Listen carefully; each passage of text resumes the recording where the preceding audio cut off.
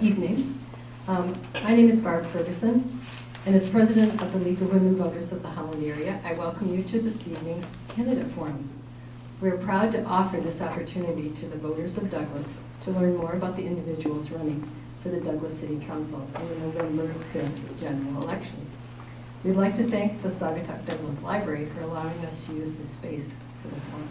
Spaces are not easy to find, and this one is wonderful, so we really appreciate it. The League of Women Voters, the sponsor of the forum, is a strictly nonpartisan organization that has worked to inform voters and encourage active civic engagement for more than 100 years. The League never supports nor opposes individual candidates. For more information about the League, please visit our website. One of the League's most important goals is to assist voters in making informed choices at the polls. Therefore, we bring you tonight's program. The League provides this forum as an opportunity for candidates to express their views related to their candidacy. Statements expressed by the candidates are not endorsed nor opposed by the League. Also, the League does not certify any candidate's responses to the questions as accurate. Voters are encouraged to fact-check information shared at the forum. The format of the forum has been established by the League of Women Voters and was received, reviewed, and agreed to by each of the candidates. A forum is not a debate. In a forum, all the candidates respond to each of the questions. There are 6 candidates running for 4 open seats on the Douglas City Council. All of the positions are nonpartisan. 5 of the candidates are able to participate tonight. One candidate, Jeff West, is unable to be here because of a previously scheduled trip. The candidates who are participating tonight are Greg Freeman, John O'Malley, Neal Seabert, Randy Walker, and Dana White. Our moderator for the forum tonight is past President Paula Lewison. Our timekeeper is Voter Services Co-Chairman Anna Corrales. Questions for the candidates have been gathered from the public and League members. Now at this time, I'd ask everyone to turn off your cell phones and other electronic communication devices. No cameras or recorders are permitted other than those authorized by the League. The program will be recorded and available for viewing in a few days on our YouTube channel. And if you want a quick way to get to our YouTube channel, go to our website and click on the icon in the upper left corner. The video is the property of the League of Women Voters Holland area. Neither video nor audio clips may be copied, edited, or used for any political advertising or other purposes. We ask the members of the audience to listen respectfully and to refrain from any comments or reactions as the candidates are speaking. There'll be an opportunity to applaud at the end. Our moderator, Paula Lewison, will now outline the format, review the rules, and lead tonight's forum. Paula? Good evening. City Council.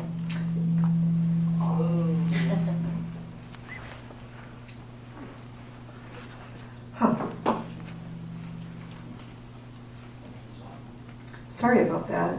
It worked earlier just fine. City Council is responsible for providing services to the residents, which include policing services, public works, water, sewer, and the like, fire department, planning and zoning, assessing property for taxing purposes, and budgeting for the services.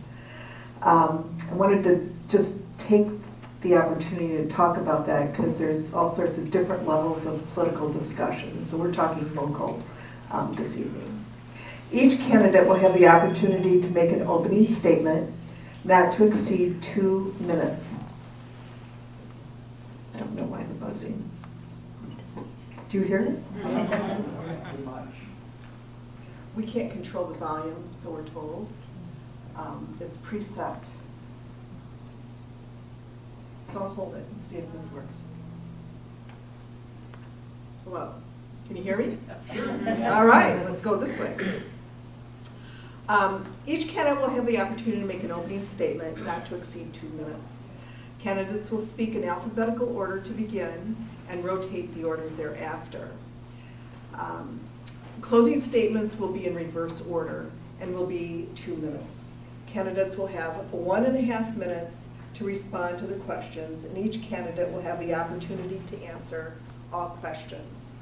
Timekeeper Anna Perellis will use the card indicating 30 seconds remaining when you're before the stop sign at the end of the 90 seconds, when your time has expired. When the time is up, the candidate may finish only their sentence. Following opening statements, candidates will be answering questions submitted by the public and league members. Candidates may not make personal attacks or comments about other candidates. Such attempts will be cut short by myself. We have a lot of questions. We received a lot of questions on our website. So if you don't need your full 1.5 minutes, please feel free to answer the question and we can move on and maybe get to more questions. We will start opening statements with Greg Freeman. Greg. Well, good evening. Thank you. Wow. Wow. She's got me at 30 seconds already. I said was hello. Good evening. My name is Greg Freeman. I want to thank all of you for being here. I want to thank the League of Women Voters for putting on this forum and thank my fellow candidates for also participating. Some of you may not know me. I was actually appointed to the City Council in January of 2023. The previous November, there had been an election. 4 candidates were elected to 4 open seats. One of those individuals resigned shortly thereafter, which created an open seat, and so I was actually appointed to that open seat through an interview process held at the City Council. But it is my privilege to serve on the City Council. I love this community. My wife and I like to say we live here on purpose. We retired, and this is where we decided to live.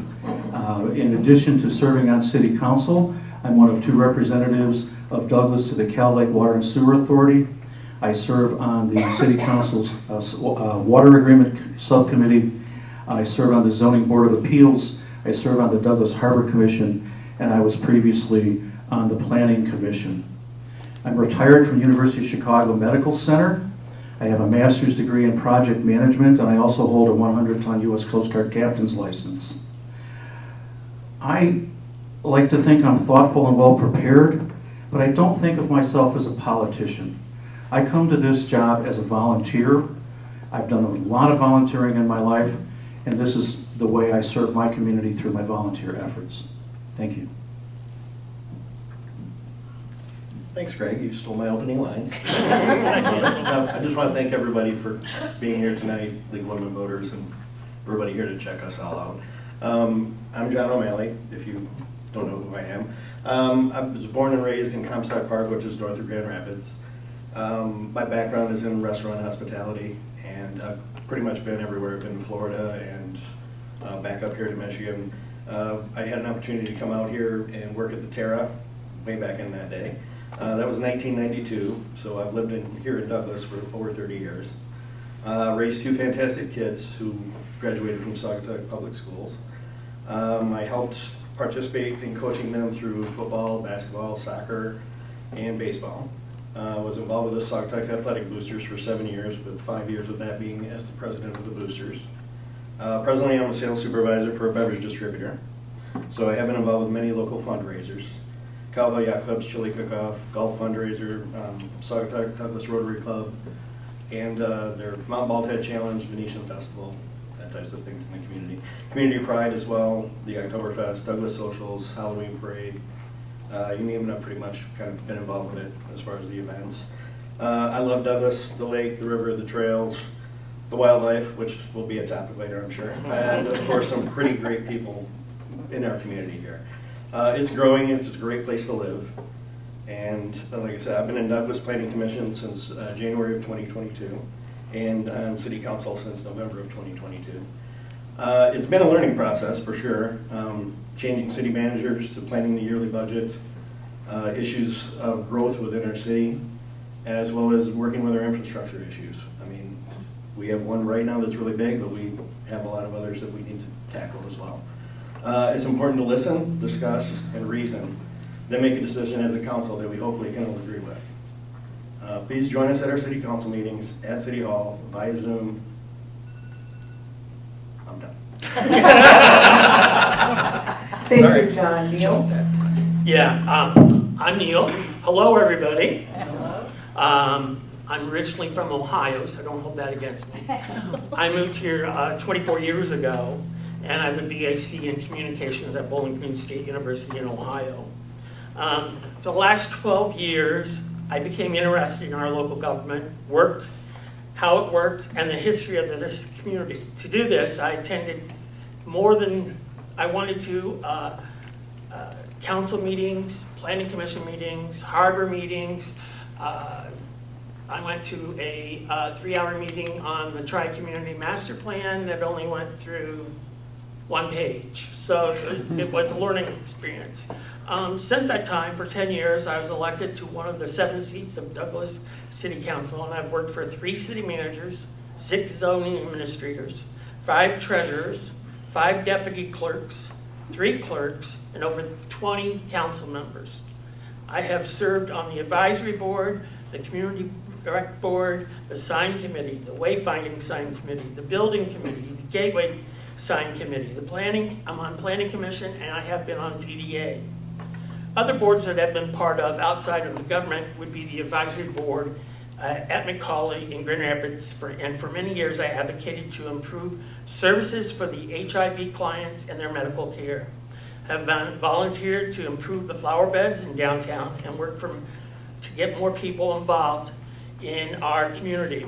Other activities I have done: raising money for the Daffodil Fund along Blue Star Bike Path, decorated the downtown for Christmas holidays, and I supported projects such as the Barrel Project for the city accordingly. I've been a cheerleader to make Douglas a place to come, enjoy, and live. And for a few years, I have organized what is now Community Pride, where we celebrate the diversity and celebrate the community that supports one another. It's a village to accomplish what I have helped bring to our community. So vote for me. I'm sorry. That's okay. Right. Who wants to follow Neal? Hi, my name is Randy Walker. I think I know many of you in the audience, but if you don't know me, you were probably expecting a man. But here I am. So Dana, Randy, we are opposites. I want to thank the League of Women Voters for doing this for Douglas, and I want to thank all of you for coming out. It's an important process. I'll just tell you briefly about me. I grew up on the east side of the state, but lived in Chicago for about 30 years, working in the mental health field. I am a licensed counselor. I ended my career when I retired as a vice president of operations for a healthcare company. I served on several boards and commissions during those 30 years. 13 years ago, my wife and I bought a house here in Douglas. We were weekenders, sadly, for a long time. And in 2019, when I did retire, we opened a business in downtown Douglas. And I moved here full-time then. And then last year, when my wife retired, we're now both happily living in Douglas. People keep asking me why I'm running again. Do you like it? I do like it. I have enjoyed the process. I've never really considered myself interested in politics in that way. But when I think about what we've accomplished in the last 2 years, even during some critical and difficult challenges, I have actually enjoyed the process and enjoyed working with my colleagues. So thank you. Thank you, Randy. Dana? Hello, everybody. Thanks for having me. My name is Dana White. I live at 171 Union Street here in Douglas. I have lived here for 27 years plus. My wife has lived here forever. She was born here at the Douglas Hospital. I will go over my education. I have a 1-year degree from the Art Institute of Atlanta. I have an associate's degree from what used to be Grand Rapids Junior College when I was, because I'm old, but Grand Rapids Community College. I have in liberal arts from there. I have a bachelor's in business administration from Grand Valley. So and I've been a local builder here. I'm a licensed and insured local builder here for 26 years. And the other education I have is the School of Hard Knocks, which I can't graduate from. So I really love Douglas. I think it's time for me to do my part for the village of Douglas as being a council member. So I don't know a whole lot more I can say about that. I'm not a great public speaker. I'm a great writer.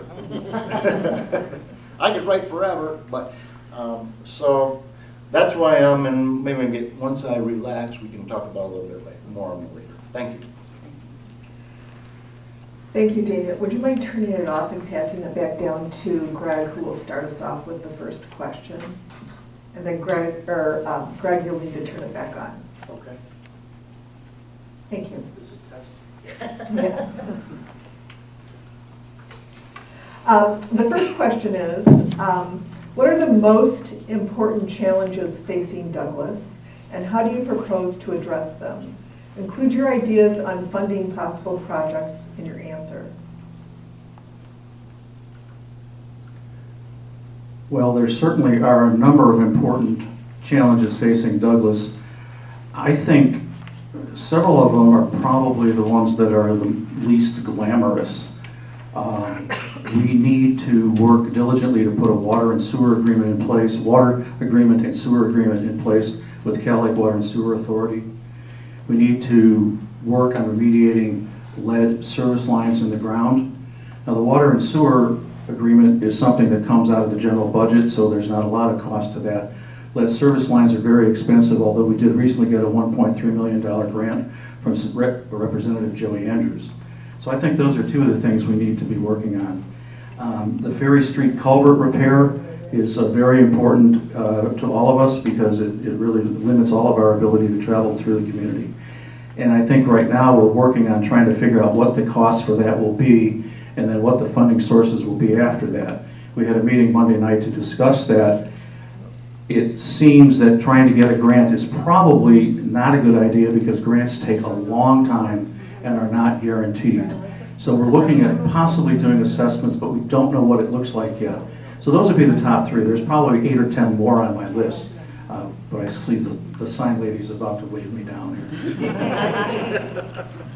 Thank you, Greg. John? I would agree with you, Greg, as well. The culvert thing is going to be we need to figure out, to get the bid process out there, we needed to do this thing as far as passing an assessment. It doesn't mean you're going to be assessed anything.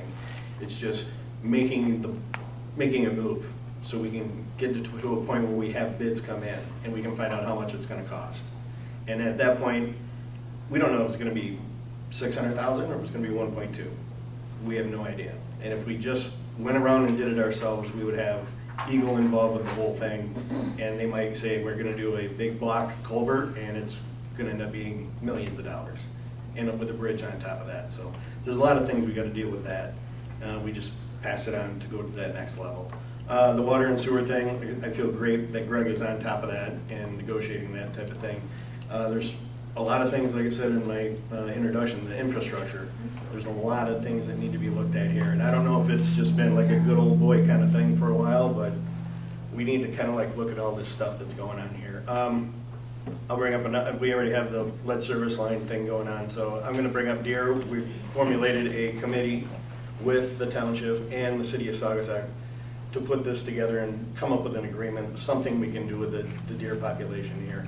It doesn't make sense for the city, 1.8 square miles, to tackle it on our own, because then we do that, we're going to get township deer and Saugatuck deer. Can they vote? Yeah, exactly. I'll speak without the mic. I agree with them. It seems like infrastructure is one thing that we have to keep our eye on and try to solve some of the issues that we have with our roads.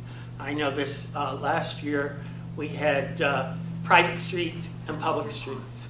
So it became a big topic, and that we have to really know what our private streets are and our public streets.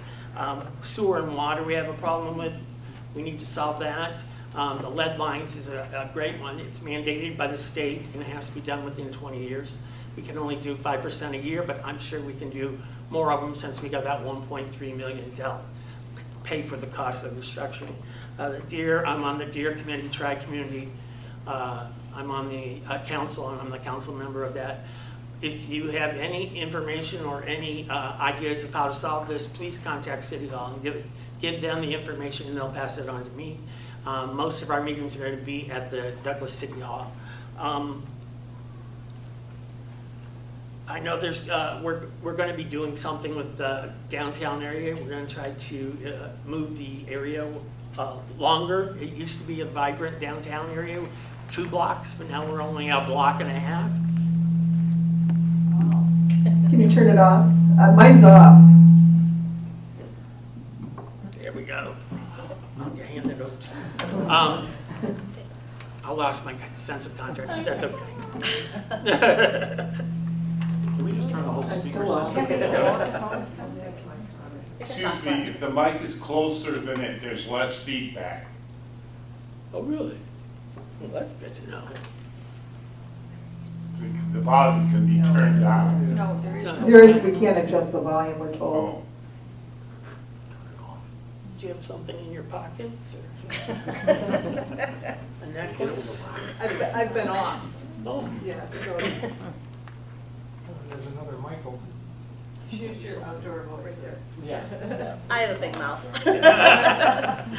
I will echo what my colleague said. Infrastructure is our biggest issue. I've never heard the word so many times in the last 2 years, and I'm learning more about infrastructure and what that means. I feel, so the culvert obviously is huge. I think we have, given the cost of what this is going to be, we're still exploring, but we know it's not going to be cheap. We also are looking at the 415 Wiley property, and those are things that we have to consider. With the culvert being down, I think we also have to think about bluff integrity on Lakeshore Drive and the Douglas Beach.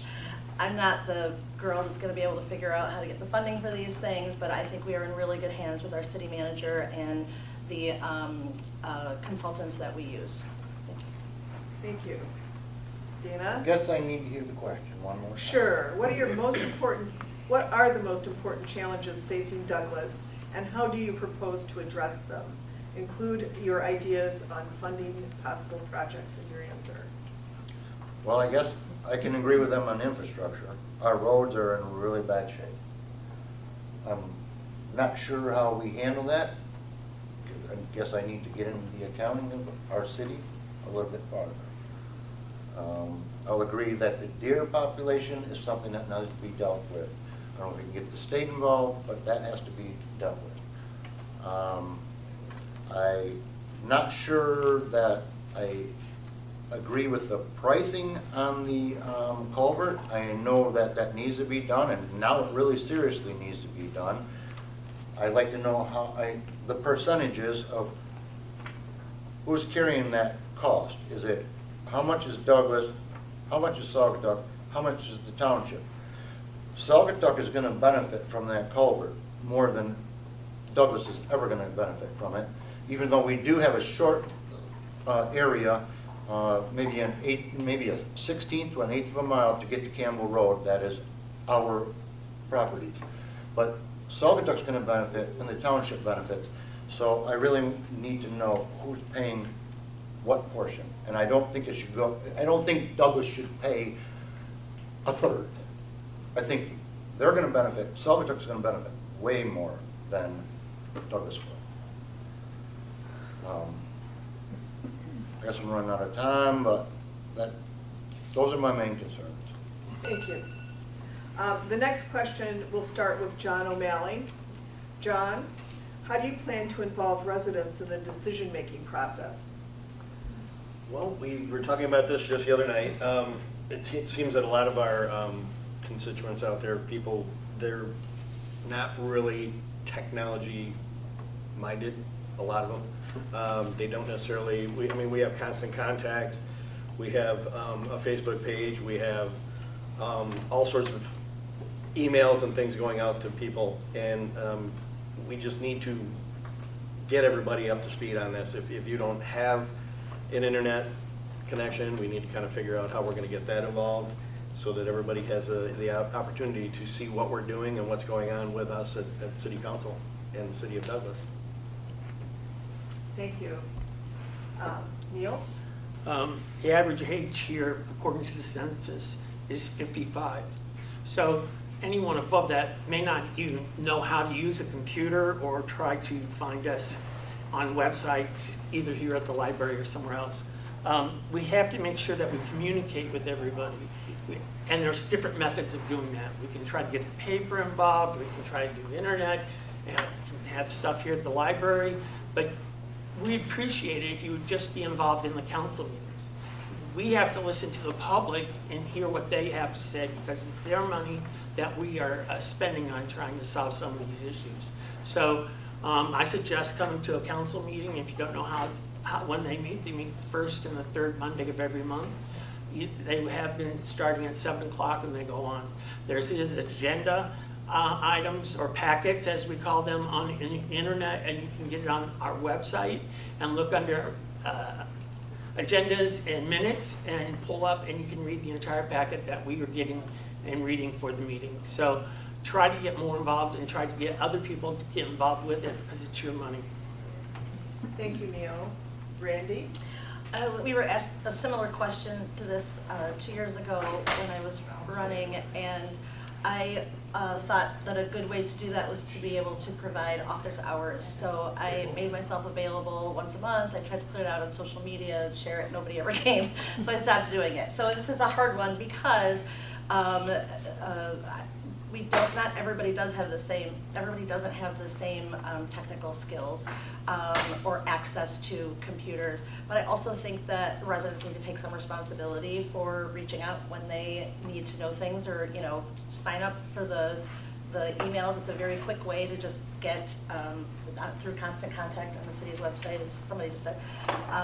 And you have to take some responsibility too for getting the information. I come from a town of 75,000 people plus university students on top of it.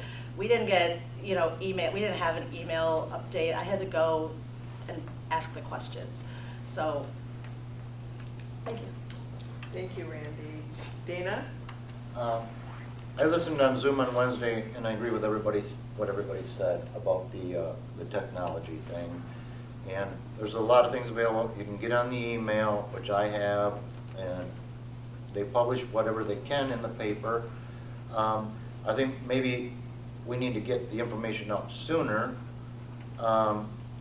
because we know the Douglas Post Office isn't going to get you anything. But like I said, the email is great, but maybe if people want to know, maybe we can have them come to the library or something and teach them how to get on the email so they know what's going on. Because the emails have pretty much everything you want to know what's happening. So maybe that's something we need to know, is teach the people who are not tech savvy what to do. It's not that hard if they have email. Most people, even the low-tech people, have email. So if we could teach them how to get on email, I think we could do a lot. Thank you, Dana. Greg? Well, I think smoke signals are the way to go. I'm kidding. I'm obviously kidding. There's not a whole lot more to say about this topic. I think what Dana just said is right. We have a cousin that lives near here. She has email. She's 80-some years old. She refuses to do Facebook, but she does do email. Most people, I think, today have at least an email address. I also know if you don't have one, if you at least have a cell phone, you can get it on your cell phone, and you can definitely come to the library, and they will definitely help you set that up. I know that because I've asked them that, and they have said they will. So I think that's our best way to communicate. The U.S. Postal Service, God bless them, but it just doesn't give out. It doesn't come fast enough, and there's delays. We can't guarantee it's going to find you. If you're wintering in Florida, it may not get there. So the email is probably the best way to go. Get on our constant contact list. You'll get notices 3 or 4 times a week of what's going on. And then the other thing is, as everybody has said, the meetings are the first and third Mondays at 7. You're always welcome to come to a meeting or Zoom into the meeting if you have the technology to do that. Thank you, Greg. The next question will start with Neal. What are your thoughts about preserving the historic character of the city? We're being,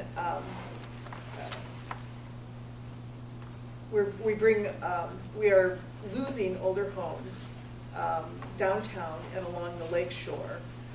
The concern is about City Hall becoming a tear down when you sell. This first question is directed to Neal. As I know about, I know everyone's asking questions about selling off City Hall. And it is a registered historical building. So it cannot, I don't think it can be torn down, but it can be, the inside's gonna have to be renovated because it does not meet all standards. You'd be surprised how many times we get people who will come to us and ask if we're selling it. We give them no answer right now because we don't know.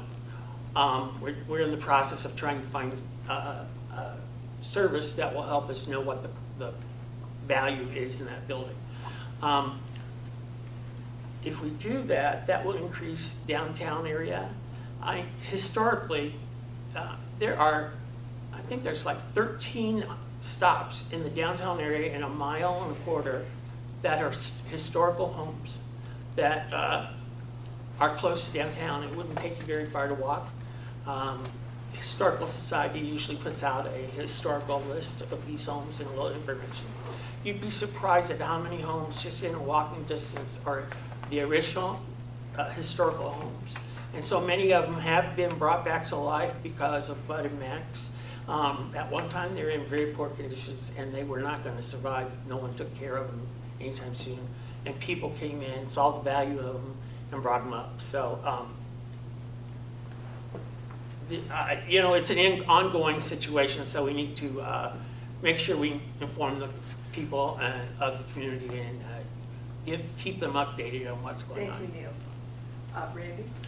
I don't know that the city has any rights over people's houses and those, you know, houses coming down or being, you know, raised and rebuilt. I am a person of nostalgia, so I have full appreciation for our City Hall building, the old library, the schoolhouse. It's one of the reasons why we wanted to move here. That said, I know that it is, the work conditions in the building for our staff there is pretty poor, and we need to consider the options of selling it. I've been very vocal about wanting to make sure that we maintain the integrity of the building, and have been assured that if we do go forward in selling that the city also has some rights to whom we sell, and what they want to do with that property. I would hate to see it just become something other than another opportunity for people to shop to downtown and to grow our downtown. Thank you, Randy. Dana? I love our historical buildings. I would hate to see anything happen to the City Hall. If it's sold, then that's fine, and I agree with Randy that I would like to know that it's not going to be changed. I'm a builder. I understand the problems with the building. I know there's a lot of maintenance on it, but I'd hate to see anything happen to that. And I do not like, you know, all these houses, people coming in with lots of money and just tearing things down and building something that looks like a 1970s dentist office or something like that. I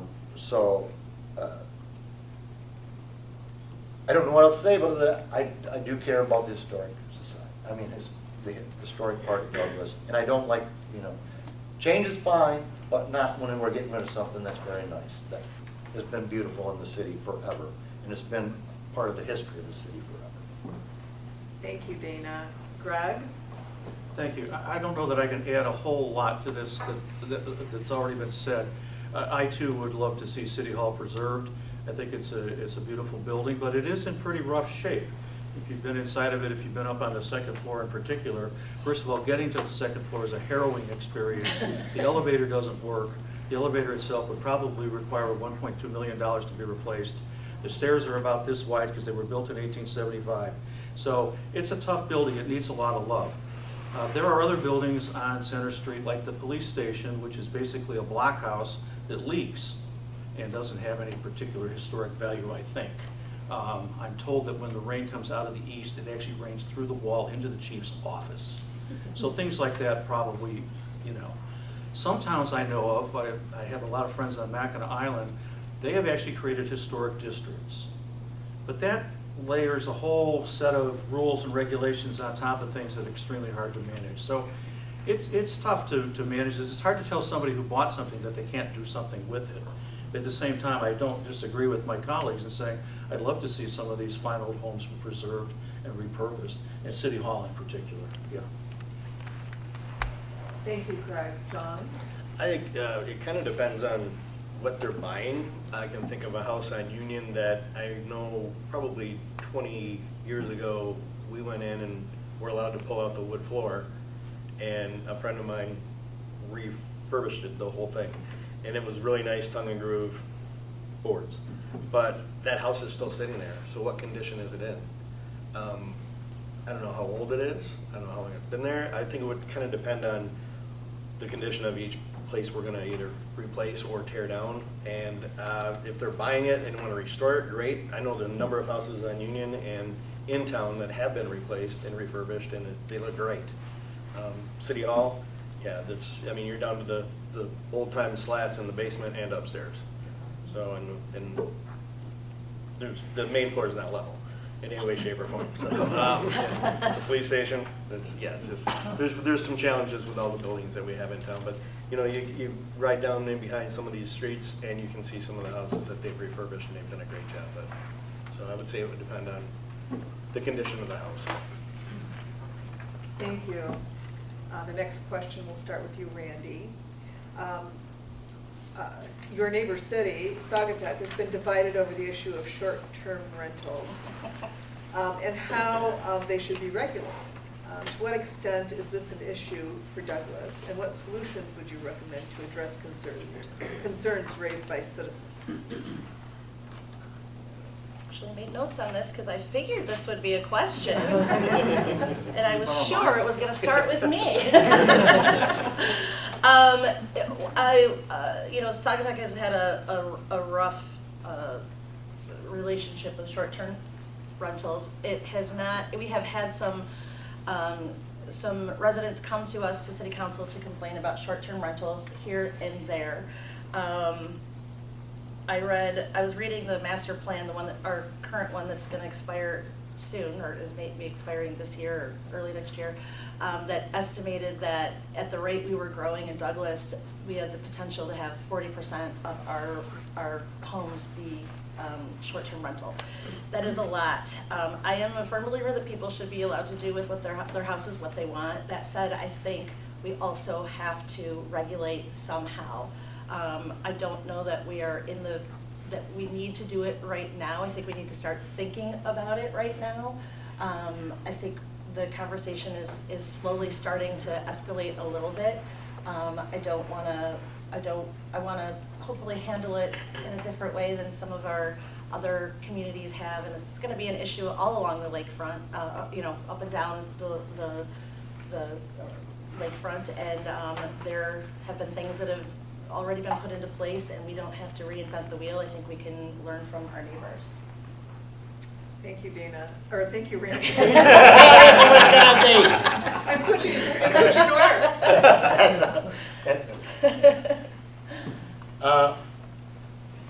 I'm not against short-term rentals.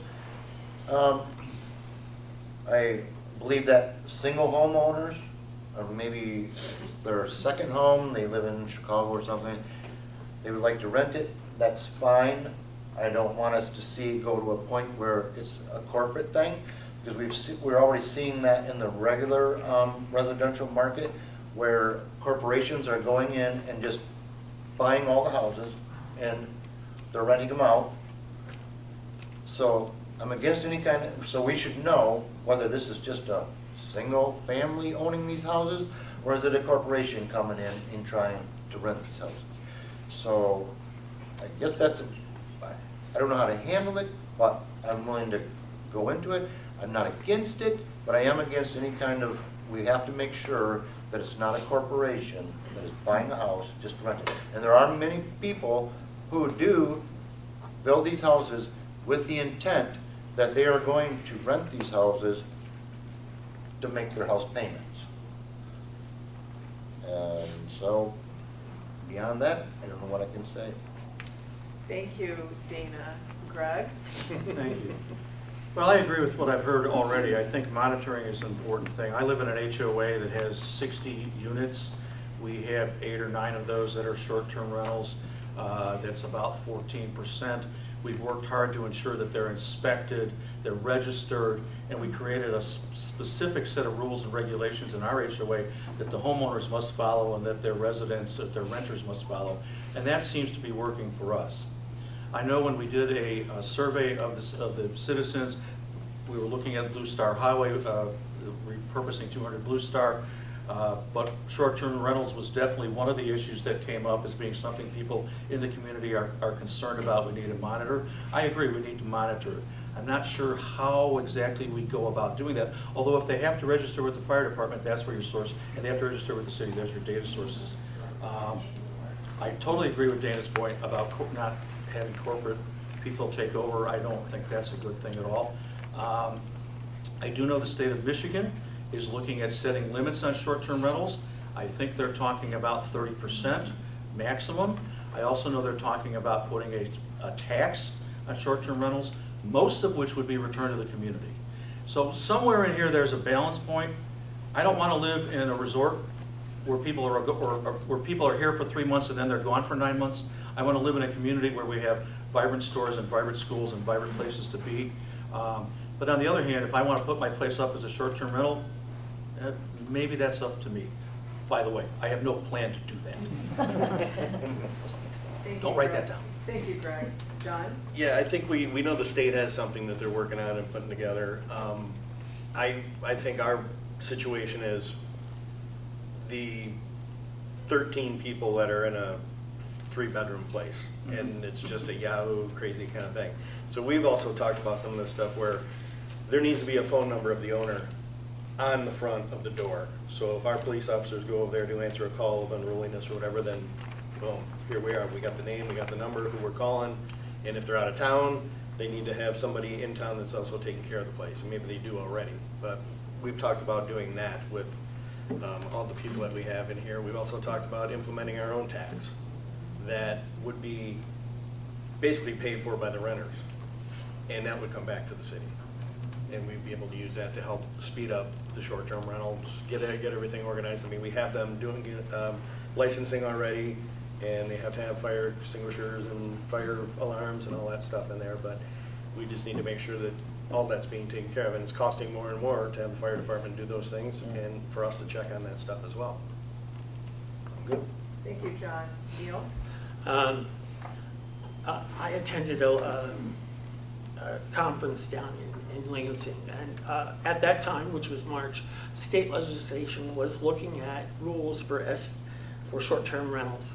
And of course, they haven't gotten anything accomplished yet because they have all these different plans that are coming in. But hopefully, they have talked about a tax in which if you have a CBB,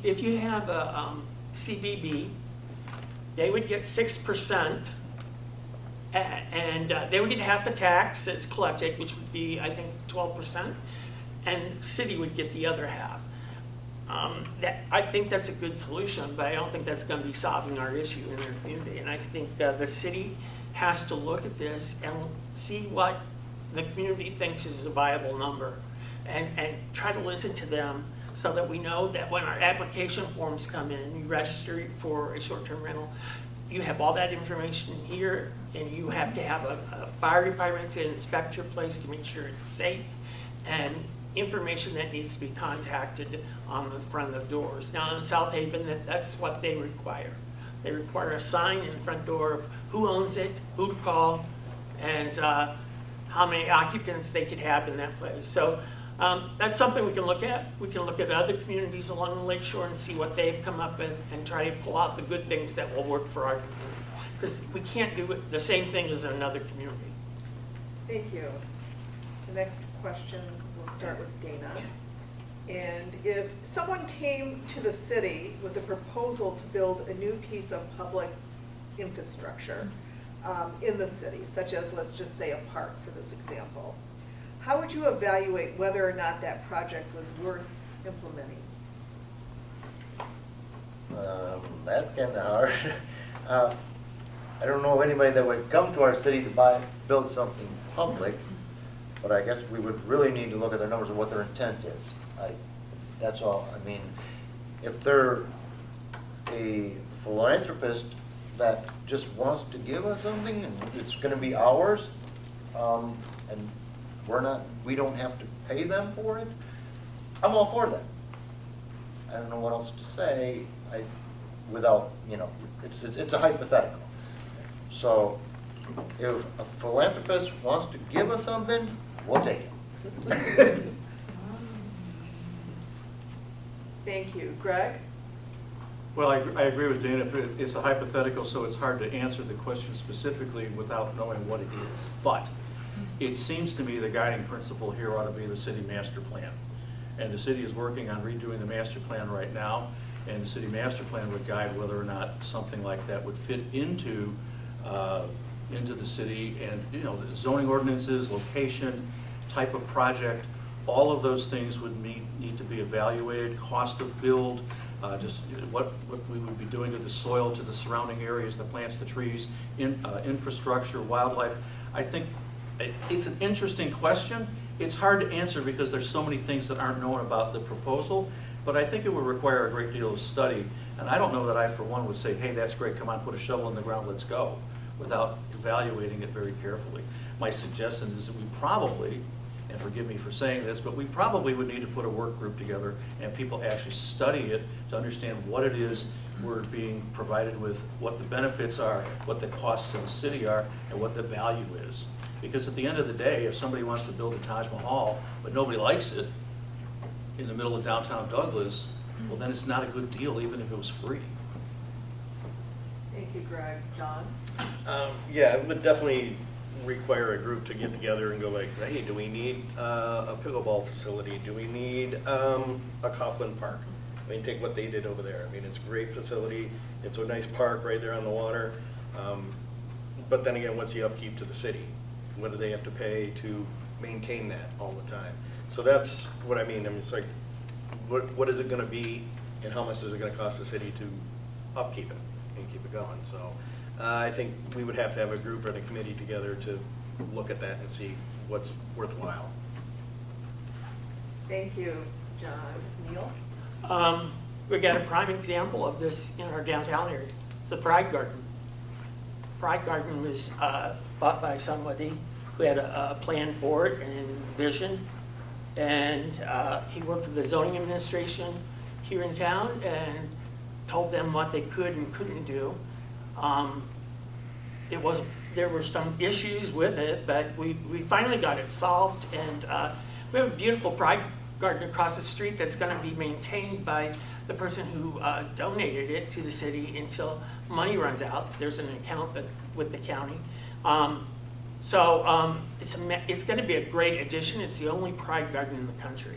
I mean, we are so blessed to have something like that here in a community that's so diverse and so accepting of each other. So we go to the zoning administrator, and then council wouldn't have much say until they agreed to accept it. So if you think of something, Pride Garden's the place to think about. Thank you, Neal. Randy? I think Greg nailed it with the master plan. Coming from the healthcare world, everything is driven by a treatment plan, so that's how my mind goes to. That master plan guides us, and I agree also, Dana, about the intent. What are the intent, the circumstances, the maintenance of these things? They're not easy. The Pride Garden, I wasn't on council when it happened, but I followed it for a long time, and it was not an easy process. There's a lot to consider, and I think that community input is also going to be really important for those kinds of proposals. Thank you. The next question, we're going to start with you, Greg. How would you describe the financial health of Douglas? What 3 steps would you take to improve the city's financial footing? Well, I think the financial health of Douglas is relatively sound. We have a pretty good budget in place. We've worked very hard to keep a tight budget going. One of the steps we're doing is we're managing our expenses from the standpoint of things like the culvert. We have enough in our reserves right now, we could probably pay out of our surplus for the culvert. But then we wouldn't have anything left, theoretically. And so what we need to do is look at projects like that and say, how do we bill for that? Who pays for it? Dana touched on this earlier. Who pays for it? Who pays for bigger parts of it, smaller parts of it? I think that's part of being a good fiscal manager. Sometimes you have to do things like the build out with 415 Wiley. We've done a couple of things there. We got rid of the original proposal, which was over $6 million, and we're now looking at one that's about 1/3 of that. So we're managing that carefully. We're also going to be looking at structured financing. Well, everybody's going to say, well, I don't want to take a loan. Well, I have a mortgage. You probably have a mortgage. That's how the world works. So there are ways to move the pieces around the board and still keep some money in the pot so that you're not broke. And that's what I think we're doing. Thank you, Greg. John? Also with the 415 Wiley proposal, we have buildings to sell and properties to sell. So that would help offset, I mean, if it's ballpark numbers thrown, if it comes in like $4 million to do this thing, you know, what are we going to get out of City Hall? What are we going to get out of the police station? What are we going to get out of DPW eventually at some point, and move them over to that area over there, which would require more of an investment because they need a shell to put all their equipment in. So that's, otherwise financially, yeah, the culvert's kind of a surprise. I think it would put a little dent. I think over about half is what I seem to remember. Right. We would still have some left, but that's why we're looking at other ways to get that taken care of. With like I said before about the assessment, is that it would, having the Allegheny County Drain Commission still with this thing through it, it keeps the Warnock Drain, everybody involved. That keeps Saugatuck involved, that keeps the township involved, because they also use that drain. So we just gotta figure out how much it's gonna cost and then decide who's gonna do what. I mean, if it's gonna be a cement culvert with a big bridge over it, yeah, it's gonna be a lot of money. If it's gonna be putting a 36-inch tube in there again, a lot less. Thank you, John. Neal? The financial health, as long as I've been on council, has been excellent. We've never gone over budget, and every budget has come in on time. And we've put money back into CDs or other things that will grow. Statewide, I've attended some MML conferences, and you talk to other communities, and they have no money. They're always in debt every year because they can't keep up. So we're very blessed that we have a council that oversees the budget. If you've ever come to a meeting and when we ask about the approval of bills to be paid, I usually have questions on why is this bill so high and what are we doing that we can't make it lower. So I think as council members, we have to make sure that we read the budget on a monthly basis, which is given to us in a packet, see if there's anything that looks a little odd, and then also look at our bills coming in. Yes, we've looked for a new move for us on 415 Wiley. I think it's best for all of us because, as you have heard, City Hall is not in the best condition to house all our people that we have employed here. And so we decided we needed a bigger facility. Putting the police and the council business, government business, local government together in one location is better for us and would save us in the long run if we had to buy 2 new buildings. So that's all. Thank you, Neal. Randy?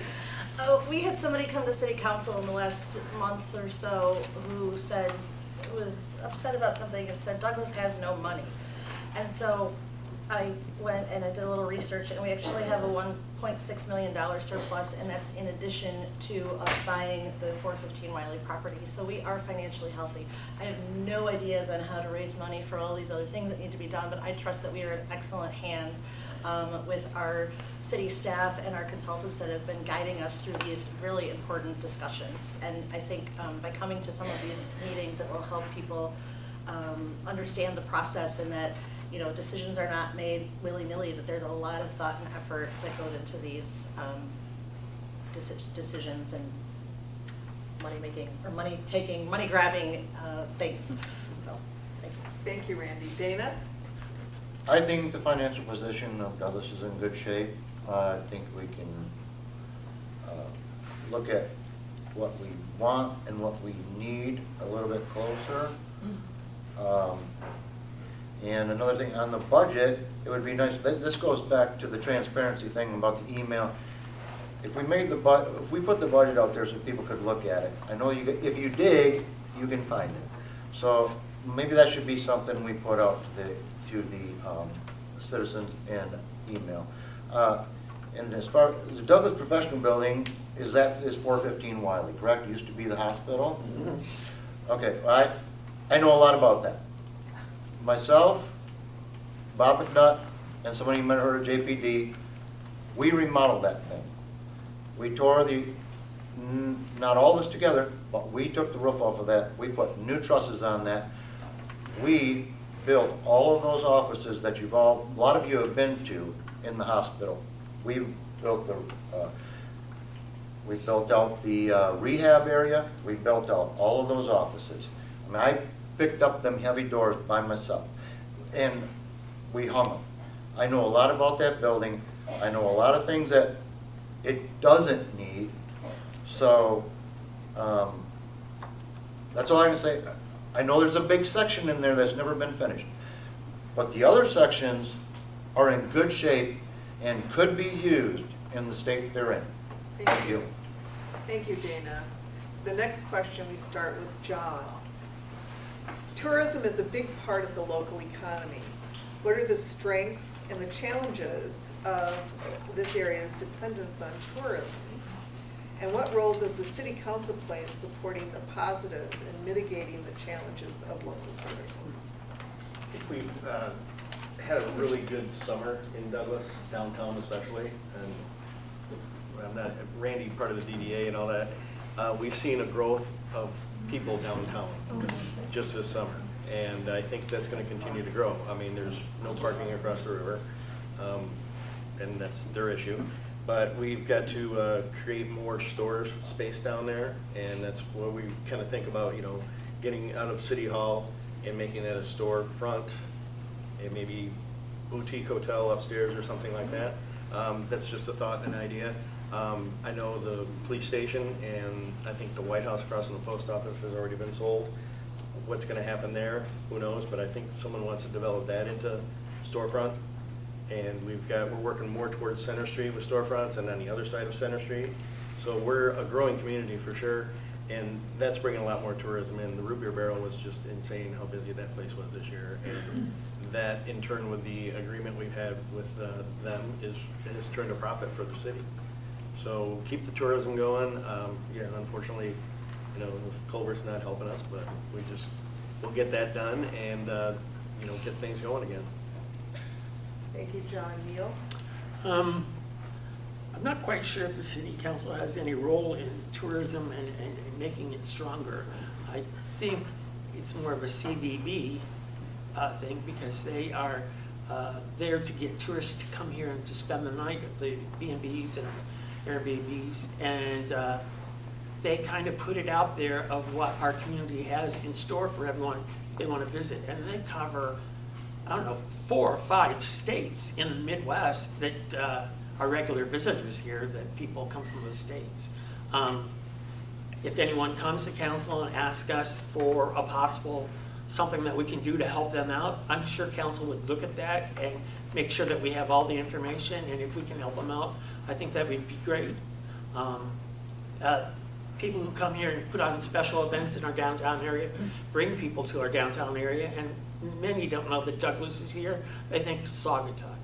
So we are trying to make sure that we get our name out there, new wayfinding signs, and the gateway sign that's on Blue Star and Center Street is a beginning of this, so.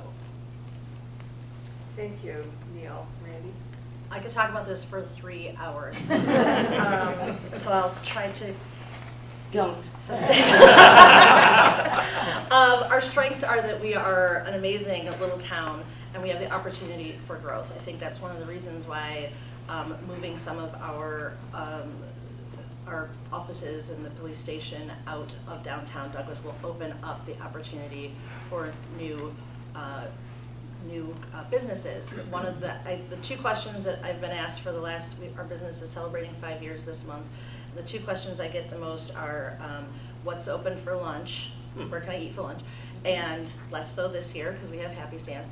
And they literally will go, is this all there is? And so to be able to expand our shopping district down Center Street is going to be huge for us. It literally takes you 3 blocks into town before people realize there is a downtown. So that's one of our challenges. So we do need the variety of shops. We need exposure. We need, we are our own identity. We are not Saugatuck. We don't want to be Saugatuck. We just want some of their traffic. And as John said, we got it this year and this summer. And it's the off seasons now. We're into the off season now. So, working on those, the off-season months is going to be extremely important for us to continue to be more of a year-round community. Thank you, Randy. Dana? Yeah. Ever since I've been here, 27, 28 years, we've been talking about this. So we do need something. We need to make the downtown vibrant. We don't need to make it a parking place for people to get the interurban. I don't think I've seen it advertised this year, but it used to be advertised, park down here, take the interurban to Saugatuck. We need to keep the people in Douglas. So I do believe it needs to be vibrant. One thing that really bothers me, and I've even seen this in Saugatuck, in the middle of the summer, you go through downtown, the shops are closed. Why can't they be open? I don't understand how you can afford that rent and be closed. And also, I would like to see it be more family friendly. Maybe we need a couple more bars. We need maybe a t-shirt shop or something so people can come here. And if we have to expand the buildings if there's a way for people we can help people come in here and put extra buildings in here so that we can have more stores and family-friendly things, I'm all for that in any way we can help them. Thank you, Dana. Greg? Well, hard to disagree with what's been said already. A couple of things come to mind. I like the phrase, the 3-block challenge. I don't like the fact that we have it, but it's a clever phrase. It tells the truth. We have done some good this year, adding Happy Stands, as you all know. We had the farmers market, which brought a lot of people into town on that particular Tuesday, so that was a big help. My colleagues are right, selling more of these buildings and repurposing those spaces is something we can do. I think another thing we can do, and it really gets out of this question, but it doesn't, it has to do with housing. Why are the shops not open? Because they don't have the staff. Why don't they have the staff? Because there's no place for people to live. So if we can figure out an affordable housing approach, and even what I'd like to call a seasonal housing approach, we might be able to solve some of those problems. I go back to Mackinac Island a lot. I've spent a lot of time there over my life. A lot of people own hotels and businesses up there. They bring lots of workers in and actually have dedicated housing for those people during that season. So I would like to see us not only have year-round housing for people like for the DPW who could live in here and not have to live in Fenville, but also have something where the waitress or the bartender or the high school kid who's working at the t-shirt shop would have a place to get room and board and a place to sleep, but he wouldn't have to buy the townhouse. So I don't know how we do that exactly, but I think those are things we ought to think more about. Thank you, Greg. Next question, we'll start with you, Neal. How well is this community meeting the needs of seniors, disabled residents, immigrants? What more needs to be done? Good question. I think one way is no-step housing, which means there's no steps that are involved in any of the house. So that would help with elderly people, wisdom people. There's a lot of housing issues that we have to look at. We've been looking at some housing for 17 acres out on Wiley. That piece of property can be used to, for many people. It can be no step, or it can be apartments, or it can be affordable housing, such as maybe smaller homes. And that way, the single family homes that are starting up would be able to afford them and be able to have a child or anything. But they're small and they're easily sold after you get done looking for a larger home.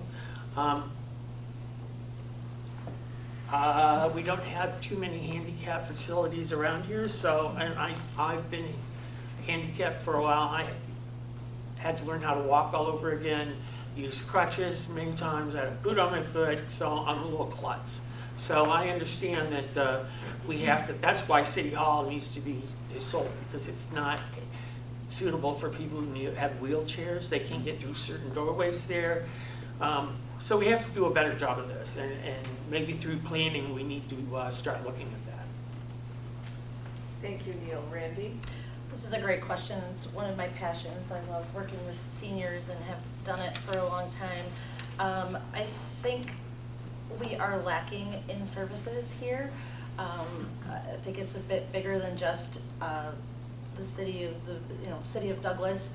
I think we look at county. We have to look to our county. We are an aging population here.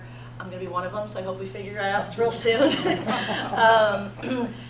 I think in one of, I think it might be our master plan, the old one and the one that's coming, it addresses housing for seniors. And it's been something that has been, people have indicated on surveys that have been put out through the city and various topics that housing, step-down housing is going to be of importance for us. And since I'm newer here, I don't know what the services are. I know that I tried to help somebody once get some services before we lived here full time. And I had to do a lot of digging, and everything led us back to Allegan County to get her some meals and things. So I think that is something that we need to start on now, to start having those conversations and exploring what we can do. Thank you, Randy. Dana? I need to hear the question again, because I think Sure. you kind of drifted some. Sure. How well is this community meeting the needs of seniors, the disabled residents, and immigrants? And what more needs to be done? Okay, I think, I became a senior citizen, when do you become a senior? I turned 60 this year, so, and most of my neighbors, I would say, are in that same range. So I think those people that are able are all doing well. As far as helping seniors, I don't see where that's so much our responsibility. I agree we should have a place where they can meet, something like, I can't think of the name of the place in Holland. Evergreen. We could have something like that. All we have here is the library where seniors could meet. I think if we had a building they could go to and get together, that'd be great. We do have Allegan County Services where they do help with the senior citizens. As far as immigrants go, I don't know how we help that. I don't know how immigrants can even afford to live here. So that's kind of a crazy question about that. So I don't know any farther to go with that. Okay, thank you, Dana. Greg? Yeah, that's a really interesting question. Wasn't quite sure where to go with the immigrant part of the question, but I do think part of the answer might be back to the whole notion of affordable housing. Small houses, places that people can afford to live in, where you don't have to make $120,000 a year and have a $3,000 or $3,000 a month mortgage. I think that's part of it. You know, we looked at, the Planning Commission and the City Council has looked at a development that's going up just on the other side of Blue Star. And part of that development is going to be some pretty large houses. But part of it right along Center Street is retail down front and affordable housing above and in the rear. And so a mixed-use sort of approach to that can help that situation. Same thing with what we've proposed for 200 Blue Star, the old Hayworth plant. Now that's we've got a long way to go on that. But we've done focus groups and we've come up with a plan, and a lot of that includes small footprint housing and a mix of housing so that there are places for people that are single families or maybe a single parent raising 1 or 2 kids and things like that. So I think we have a lot of work to do on that. City Council is addressing that through workshops we're having on the whole affordable housing issue.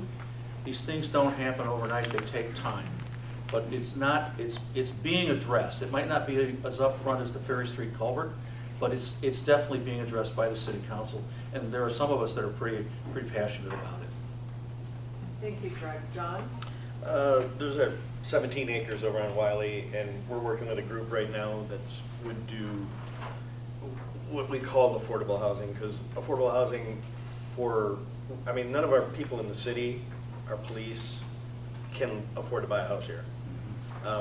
So what we're looking at with that is you've got to make a deal with the developer and say, yes, you can build 40% or 60% of that housing is going to be whatever you can make of it, but 40% is going to be affordable and attainable, and you can't. It's got to sell for like $120,000 or $140,000, so that a couple can buy that, and then maybe we, like he said, with the one on Center Street, that's going to have like 45 apartments above the retail.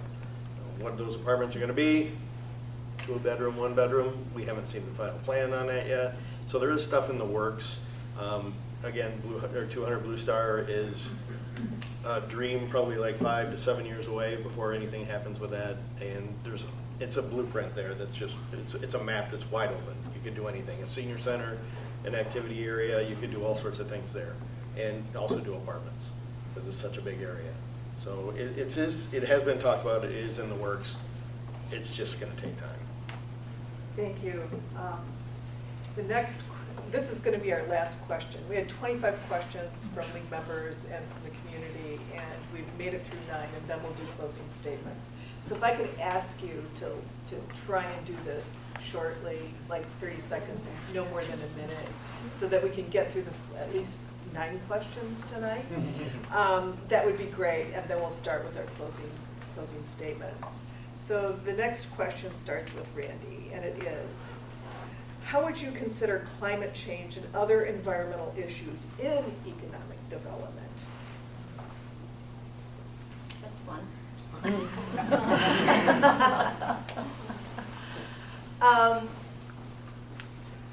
I think I've heard from enough residents here that, green space is important. I think that contributes to the climate. This is not my area of expertise at all. I would want to hear, I don't have a great answer for that because I really don't know, but it's something that I would like to know more about. I just learned 2 years ago at this, I learned about dark skies. We've got a lot of space in our town, and I know that, obviously the climate is very important, and we are seeing a massive change. The fact that I'm wearing short sleeves and it's, October, we've got some climate change issues. I can't answer the rest of it, sorry. That's okay. Dana? That's a big question. We know that, if anybody doesn't believe it, it's happening. We know global warming is happening. As Randy said, we're in the 1st of October. We had 80s at the end of September. I have not experienced that maybe once in my life, where the lake is actually, the other day, noticed 68 to 70 degrees. I do not remember in my entire life living here in West Michigan, I grew up in Holland, ever seen the lake be at that temperature. So it is happening. We need to not cut down trees here if we don't have to. We've got a lot of maple trees that we've got to go around and check the trees. If they're going to be dangerous, they're going to ruin our power. If they're going to cut out power to residents, then we should take care of them. But we need to quit cutting down trees. And then also, we can't ever see where I live, we can't ever see the aurora borealis because we have the lights coming from downtown. So maybe we can cut down on some of the lighting. Thank you, Dana. And Greg? Yeah, that's an interesting question. I wasn't quite prepared for that either. I do think we do have to be conscious of conserving the trees that we have, but we also have to be aware of the fact that when you've got a big old tree that's hollow on the inside, it's going to fall down, like happened right across the street from me and almost hit my lawn, that tree needs to be taken care of. So those are things that have to be studied carefully. I like the idea of dark sky. We have dark sky lighting throughout our complex. It takes a little getting used to, but it actually does help you see the stars at night, and I like it. I think we do have several EV charging stations in town here. We could probably do with more of those. I like the fact that we have a fair amount of green space. I do think we need to be careful about preserving it. That's a challenge when somebody buys a bunch of land and wants to build on it, and they own it, but again, it comes back to the master plan and the city council control. So I think those are issues we need to focus on. I appreciate the question. It gave me something really to think about. Thank you, Greg. John? We have old trees. Thank you, John. Neal? First thing I thought of is solar power and wind power. Try to find a way of having it in our master plan and our planning that we need to put some of these homes that are being built need to have something that would help save on electricity and generate electricity. Charging stations should be required to be in everyone's home that are built right now, because eventually we're all going to have electric cars. And how are we going to charge them? Who knows? But if you have it in your new home and it's available, it's a plus for you. We sure do need to keep planting trees, because so many of them are coming down now. You hear the saws going and everything. So green space, we are requiring that you have a certain percentage of your property, if it's a PUD, to have green space in it, so that people can enjoy that area and can use it and enjoy the trees and what they do for us. Thank you. Now it's time for closing statements, and we're going to begin in reverse order with Dana. Okay, I'm here because I really care about Douglas. I really care about the Douglas residents. I want to go back to the historical thing. We don't want a historical society, but let's try to keep what we can of our identity and history. Back to rentals, we must appreciate our neighbors. If you're going to be renting your home, you need to care about your neighbors and not have these big, huge parties and not have a corporate home coming by, corporate people coming by your houses. As far as affordable housing, I'm all for that, and we keep talking about it, but we need to make it happen. And I'm a builder, so I know it's very difficult. We can't just, oh, we're going to have these guys. We've many times seen these builders come in, we're going to do this, we're going to build affordable houses, and then all of a sudden it becomes massive homes, and it never happens. So if we're going to talk about it, let's make it affordable. $120,000 house, they don't exist. You can't even get lumber. By the time you get lumber materials, $120,000 isn't going to cover the materials. So I'm not sure how we handle that, but if we're talking more like $300,000 in today's market for an affordable home. Most of all, we need to appreciate and care about our neighbors. We live in a neighborhood, I live in a neighborhood over there near the school, the Douglas School. All my neighbors are very friendly. We watch out for each other. We care about each other. And that's what we all need to do. And then I think, and another reason I'm here is we need to keep city services for our residents. We don't need to take away things like brush pickup, leaf pickup, other things that we pay our taxes to have done just so we can spend our taxes on pet projects and brand new buildings. And I love Douglas. Thank you very much for your time. Thank you. Randy? First, again, thank you to the league for hosting us here tonight. Thank you to everybody that came out.